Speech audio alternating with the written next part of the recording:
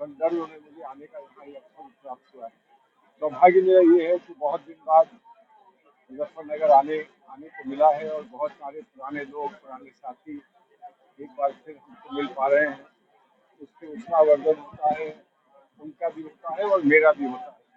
मुझे बड़ा हर्ष इस विषय का है कि इतना बड़ी संख्या में लोगों को आज यहाँ देखा है। बहुत बड़ा कार्यक्रम नहीं है, ये कार्यक्रम सिर्फ सिर्फ संकल्प ग्रहण करने का है, लेकिन इस कार्यक्रम में भी इतनी बड़ी संख्या में लोग यहाँ आए, जो उत्साह के साथ आए हैं, उससे बहुत मनोबल बढ़ता है।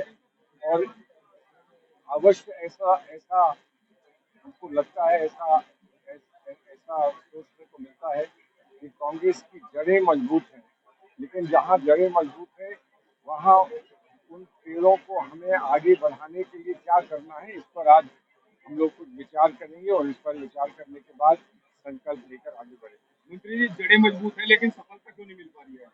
देखिए, जड़ें मजबूत होती हैं, कभी कभी आप जानते हैं फसल नहीं निकल पाती है।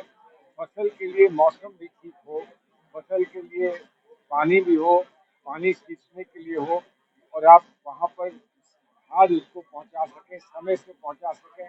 अगर समय से खाद ना पहुँचे तो फसल नहीं बन पाती है।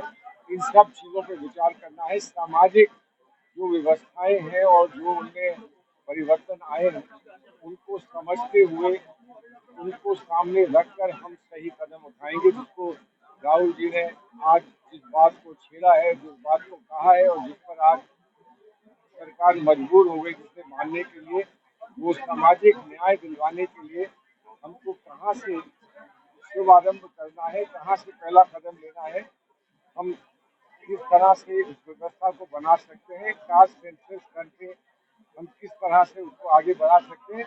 इस बात को राहुल जी ने समाज के सामने, देश के सामने रखा है और हम समझते हैं उसी से ये परिवर्तन आएगा जिसका आप पूछ रहे हैं। मंत्री जी, एक बड़ा मुद्दा यहाँ चल रहा है कांवड़ यात्रा को लेकर। कांवड़ मार्च पे नेम प्लेट का मुद्दा चल रहा है, क्या कहेंगे? देखिए, हमें सबका सम्मान करना चाहिए इस देश में। हम इस देश में विभिन्न धर्मों से जुड़े लोग हैं, आस्थाओं से जुड़े लोग हैं। हमने आजीवन एक साथ अपनाया है, एक साथ एक दूसरे की व्यवस्थाओं में हमने साथ भी दिया है, समर्थन भी दिया है और उसका लाभ भी उठाया है। हम अलग अलग नहीं हैं, हम किसी भी धर्म के हो, एक दूसरे की धार्मिक धार्मिक आस्थाओं का सम्मान हमको करना चाहिए। सम्मान कैसे होगा, कहाँ क्या करना है, इस पर हमको आत्ममंथन भी करना होगा और इस पे हमें अपने बुजुर्गों से, जिन्होंने हमको एकता के बंधन में बांध के रखा है, उनसे भी हमको मशवरों से, परामर्श से आगे बढ़ना होगा। तो मुस्लिम समाज के लोग देवी देवताओं के नाम पर होटल चला रहे हैं। मुस्लिम समाज के लोग देवी देवताओं के नाम से होटल चला रहे हैं, इसका विरोध हो रहा है। देखिए, इसका जो विरोध कर रहे हैं ना, हर एक को अपनी बात रखने का कानूनी अधिकार है, संवैधानिक अधिकार है।